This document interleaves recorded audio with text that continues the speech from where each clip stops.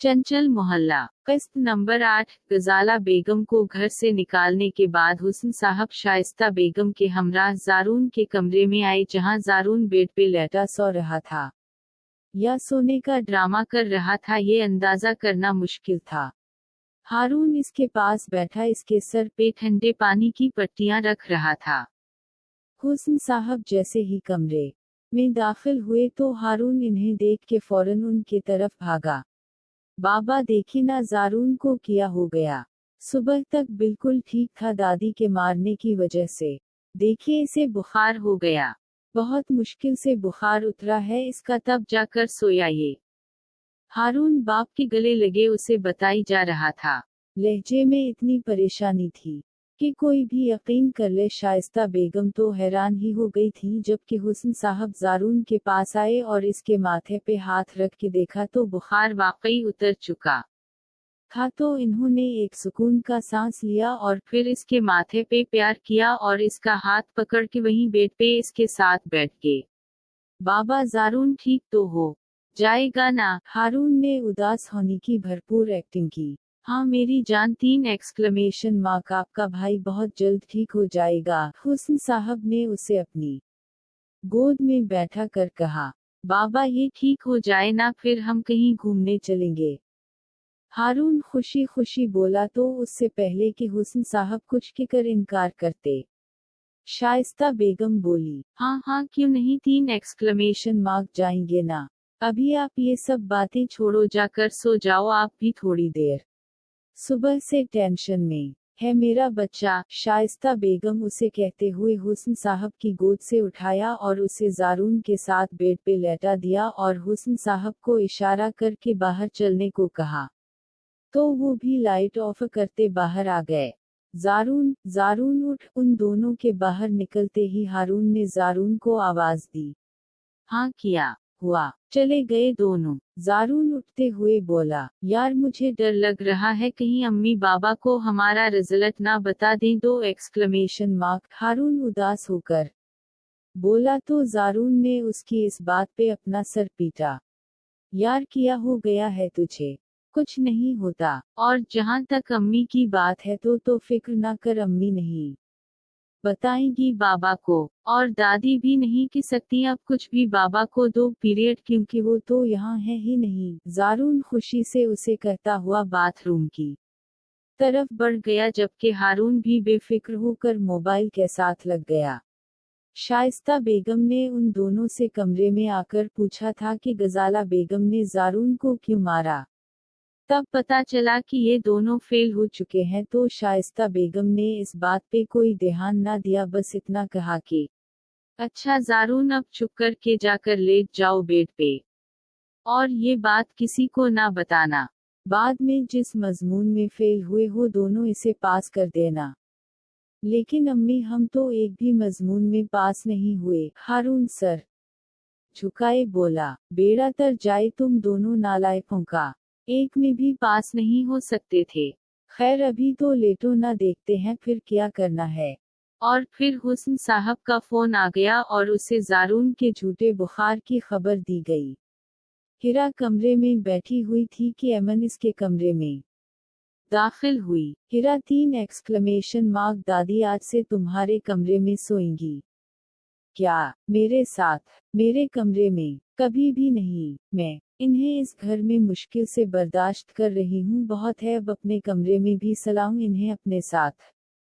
कभी नहीं। 3 exclamation mark. हिरा को तो जैसे तब ही चुड़ गई थी। हिरा तुम जानती तो हो इस घर में सिर्फ 3 कमरे हैं, एक अम्मी और रजनीश का, एक मेरा और मनाहल का, और एक तुम्हारा।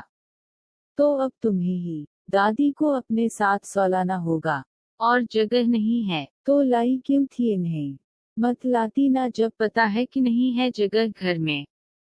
ज्यादा बदतमीजी करने की जरूरत नहीं है, समझी? 5 एक्सक्लेमेशन मार्क। दादी यही सोएंगी, मतलब यही सोएंगी, मुझे कोई बहस नहीं चाहिए। आसिया बेगम ने भी हिरा की बात सुनी तो गुस्से से अंदर आकर बोली थी, अम्मी आप इतनी जल्दी कैसे माफ कर सकती हैं इन्हें?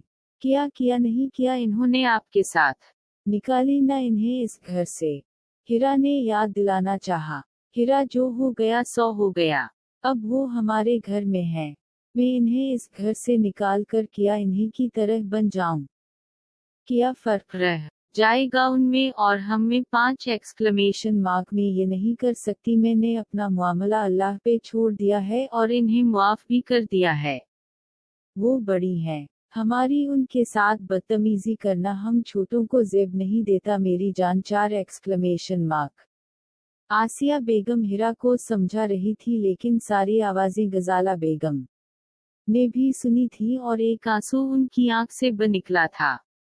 अपनी पोती की आवाज से इन्हें दिख हवा था, लेकिन अपनी बहू की बात सुन के इन्हें कहीं ना कहीं सुकून मिला था। जिस बहू के साथ इन्होंने कभी भी अच्छा सलूक ना रखा था, वो ये सोचती थी उनके बारे में। आप यहाँ सो जाएं उनके साथ में मनाहल के साथ सो जाऊंगी। अम्मी, आपके जितना दिल नहीं है मेरा। आप माफ कर सकती हैं, लेकिन मुझे थोड़ा टाइम चाहिए होगा। हिरा उनसे कहती हुई सुडियां चुड़ के छत पे चली गई, जबकि एमन और आसिया बेगम ने एक दूसरे को दिख से देखा। आप फिक्र न करें, 3 एक्सक्लेमेशन मार्क, ठीक हो जाएगी जल्दी। एमन ने आसिया बेगम के पास आकर तसल्ली दी थी। इंशाअल्लाह। आसिया बेगम बस इतना ही कि पाई और उनकी आंखों से भी आंसू बह निकले थे।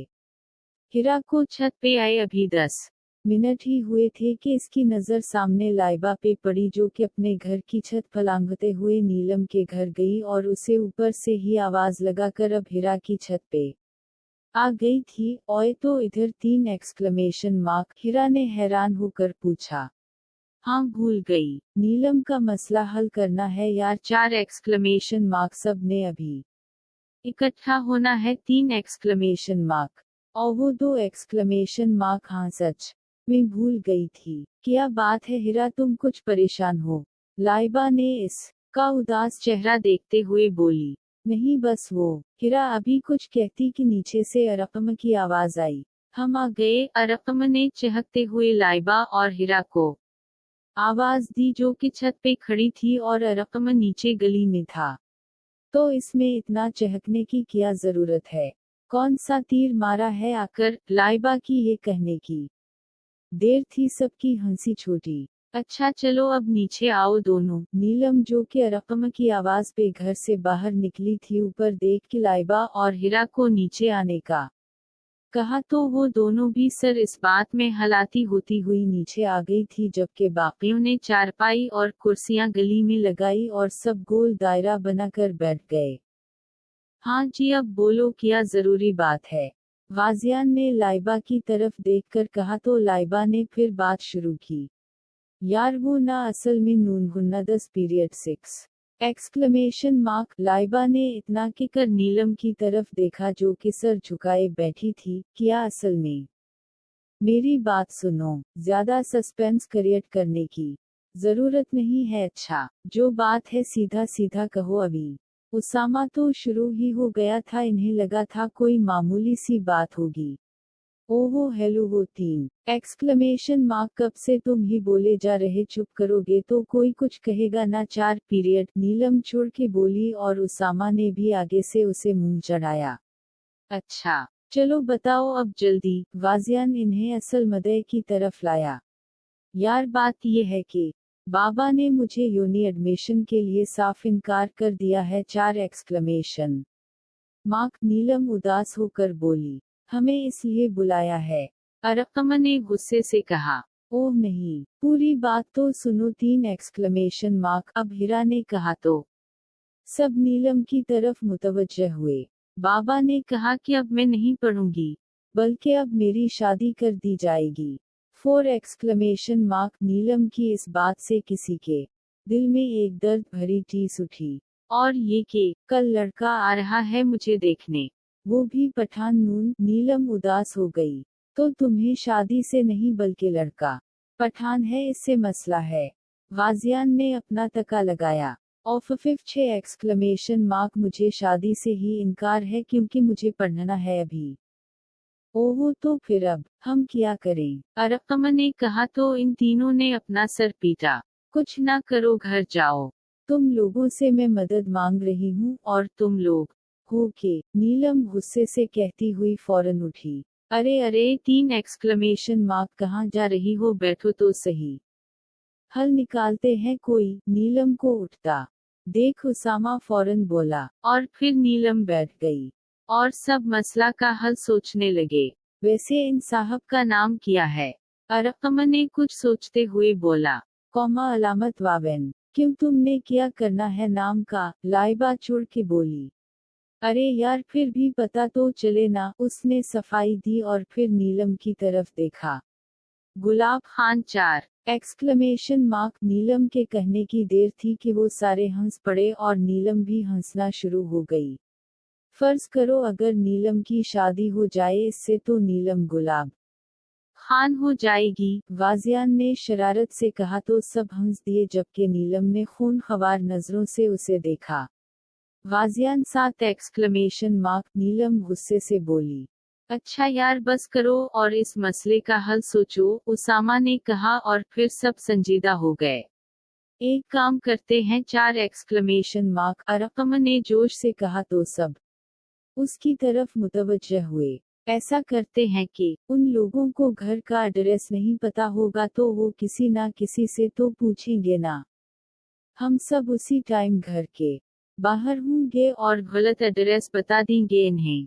फिर वो घूमते रहेंगे पूरा दिन और एड्रेस नहीं मिलेगा। कैसा? बिल्कुल भी नहीं। उनके पास नंबर होगा बाबा का, वो फोन करके एड्रेस पूछ लेंगे और इन्हें मेरे ख्याल से घर का पता होगा। बाबा के जानने वाले हैं 7 पीरियड नेकसत। हम ऐसा करते हैं कि इसको आने दो, फिर इसकी चाय में जमाल गोटा मिला देंगे। वो बेचारा बस बाथरूम के चक्कर ही लगाता रहेगा। वाजियान के पास भी अलग ही आइडियाज होते थे। 3 पीरियड सब ने गंदा सा मुंह बनाकर गाजी को देखा जैसे इसकी अकल पे मातम किया हो, जबकि उसामा को तो चुड़ ही चढ़ी थी। हाँ गाजी में ऐसा करूंगा, इसकी बची आधा चाय तुझे पिला दूंगा ताकि तेरे अंदर का कचरा भी बाहर निकले। 2 पीरियड। उसामा की बात सुनकर सबकी दबी दबी हंसी निकली थी जिनमें गाजी भी शामिल था। 3 पीरियड। नेकसत 4 पीरियड। नीलम ने फिर बोला था। उसको डरा देते हैं कि नीलम चुड़ैल है, इससे शादी ना करो। 4 पीरियड। उसामा ने कहा तो सब हंस पड़े, लेकिन नीलम ने गुस्से से उसके बाजू पे थप्पड़ मारा। बदतमीज, नीलम ने मुंह चढ़ाया। एक तो आइडिया दो, ऊपर से बदतमीज, उसामा ने नीलम की नकल उतारी। उसामा बस कर दो, मैं रो दूंगी अब, मुझे बहुत टेंशन है सच्ची, प्लीज मेरी हेल्प करो ना तुम सब। 3 पीरियड 5 एक्सक्लेमेशन मार्क।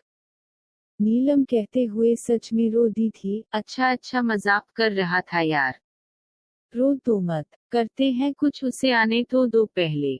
चुप करो। उसामा उसे बिल्कुल बच्चों की तरह समझा रहा था, जबकि उन चारों ने ये मंजर बहुत गौर से देखा था और वहाँ कोई और भी था जिसने ये मंजर बखूबी देखा था और आंखों में चमक थी। रात के 11 बज रहे थे जब वो सारे अपने अपने घर गए और सारे जाते ही अपने अपने बिस्तर पे ढे गए थे। लेकिन 2 लोग ऐसे थे जिनकी नींद बिल्कुल उड़ी हुई थी। एक तो नीलम जिसे कल की फिक्र थी कि ना जाने क्या होगा इसके साथ, क्या उसकी शादी करवा दी जाएगी या वो लड़का इस शादी से इनकार कर देगा। ये तो अब अल्लाह ही बेहतर जाने कि नीलम की किस्मत में क्या लिखा गया था। और दूसरी तरफ वो जिसे बेड पे लेटते ही नींद आ जाती थी, लेकिन आज नींद आंखों से कोसों दूर थी। इसे समझ में नहीं आ रहा था कि आखिर ये किया हो रहा था इसके साथ। एक अजीब सा दर्द था इसके सीने में, जैसे मैं अकेला बैठा ना जाने क्या खोज रहा था आसमान में। गेट चूंकि खिला था तो आसानी बाहर से घर का सहन नजर आता था। उसामा को बैठा देख सलीम, बाबा मुझे कभी भी नहीं जाने देंगे और मैं नहीं बैठना चाहता दुकान पे सारी जिंदगी। 2 एक्सक्लेमेशन मार्क। गाजी और अरकम का भी यही हाल है। तुम